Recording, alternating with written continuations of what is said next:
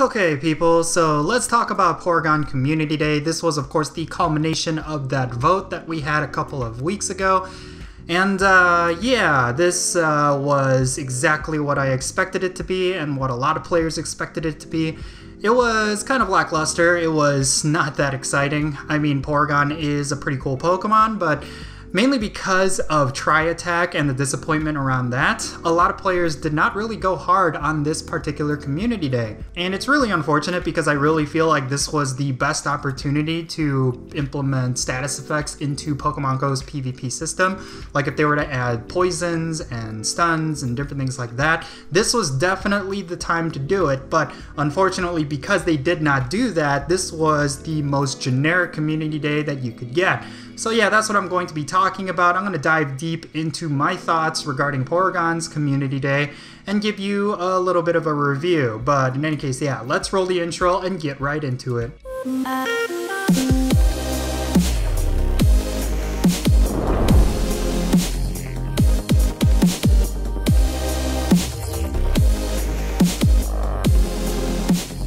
And how's it going everyone? It's me, it's Count here with a brand new Pokemon Go video. Today I'm going to be talking about my review of Porygon Community Day. This was the 10th or the 9th Community Day of 2020. And of course with the year 2020 we've had very unique community days and a lot of them were revolving around a vote. Now this particular Community Day was part of another vote and I think a lot of players were having some mixed feelings going into it. When it comes to Community Day this year, I feel like Niantic has been slowing it down just a little bit. Of course, they've been following a pattern for 2 years now where they would have a starter Pokemon and then a 10-kilometer egg Pokemon, and they would just alternate between the two.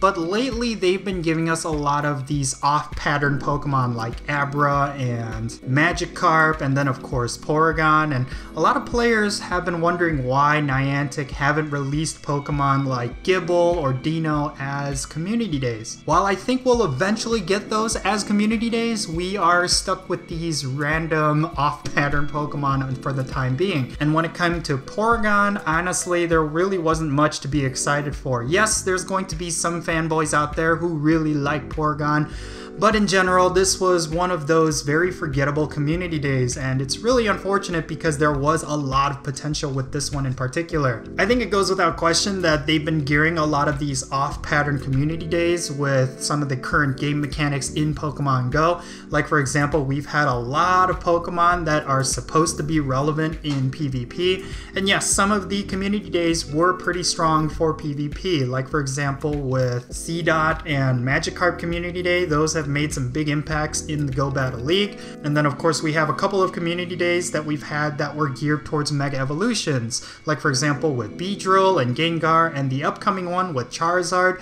Yeah, we're gonna have a couple that are going to be related to Mega Evolutions because that's the brand new thing. But overall, in general, because Niantic has strayed far from the pattern that they've been following for 2 years, a lot of players are starting to show less and less interest in community days, and I really feel like Porygon would have been a really cool one, but overall they just did not stick the landing with this one, and it just ended up becoming one of the more boring community days. And I think a lot of that has to do with the fact that Tri-Attack is just not that special of an attack. And I feel like because of that, Niantic really didn't give us an incentive to actually go really hard on this particular community day. Now I know there's a lot of shiny hunters out there and there's a lot of people who will go hard on community days regardless, but for me personally, I just did not feel the same level of excitement that I typically would if it was a very powerful Pokemon in the Go Battle League, or if it was some sort of meta-relevant Pokemon, or even just an iconic Pokemon like Dratini. I feel like as long as Niantic continues to do these off-pattern Pokemon, that there's going to be a couple of community days that are just going to be lackluster and not generate a lot of excitement within the community.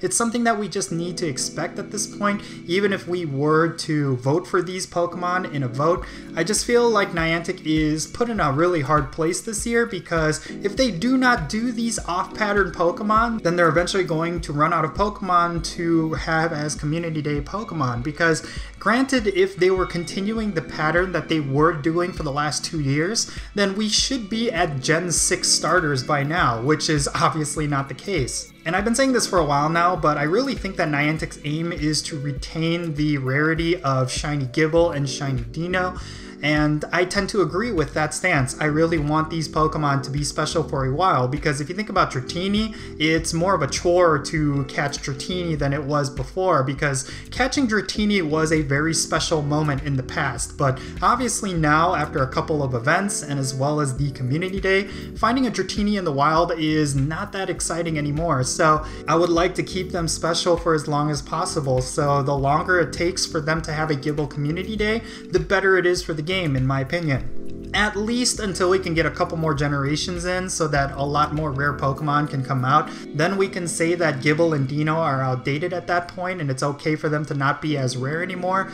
But yeah, as of right now, I just kind of enjoy the fact that Gibbles are pretty rare. And if you happen to have a shiny Gible, it's going to be something special for your collection. So yeah, I honestly do not disagree with Niantic's stance here. I just wish they did something better, because if they're going to go with off-pattern Pokemon like Porygon, they really have to do something that incentivizes us for actually caring about these Pokemon. Because I really feel like for Weedle, they actually did a really good job at doing this, considering that it was the first out of all the Pokemon to get some sort of Mega Evolution hype. And then of course they did give it a pretty decent move for the Go Battle League, because I really think that Drill Run Beedrill is going to make a huge impact once we get to some of the thematic leagues that we're going to be seeing this season. So yeah, I really think that Beedrill was done really well, and I kind of wish that for a lot of these off-pattern community days they would have followed suit, but unfortunately, they did not do that for Porygon, so it was a bit of a lackluster community day. But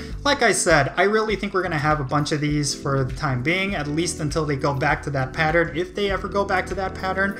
But yeah, that's just how community days are going to be. So it's going to be really interesting to see how Niantic does community days moving forward. Are they going to add some interesting mechanics and interesting moves for future Pokemon? We'll just have to wait and see. But for now, I'm looking forward to Charmander Community Day. I think if they are going to repeat a community day, then Charmander was the best one to do it. So I'm definitely looking forward to that one. I'm really hoping to get a really good one. Shundo Charizard is the dream, right? I mean, Charizard is such an iconic Pokemon, and it's always going to be a fan favorite, so getting shinies of that is always going to be a plus. But in any case, yeah, I'm starting to suspect that November Community Day is going to be the biggest splash community day of this year, because a lot of the community days that they had this year were pretty much like Porygon, where a lot of players were not necessarily that interested in them. They were not going really hard at that, and I know Niantic is paying attention to all of that. They are fully aware of how engaged players are during community days. They have all of those metrics, they have all of those statistics,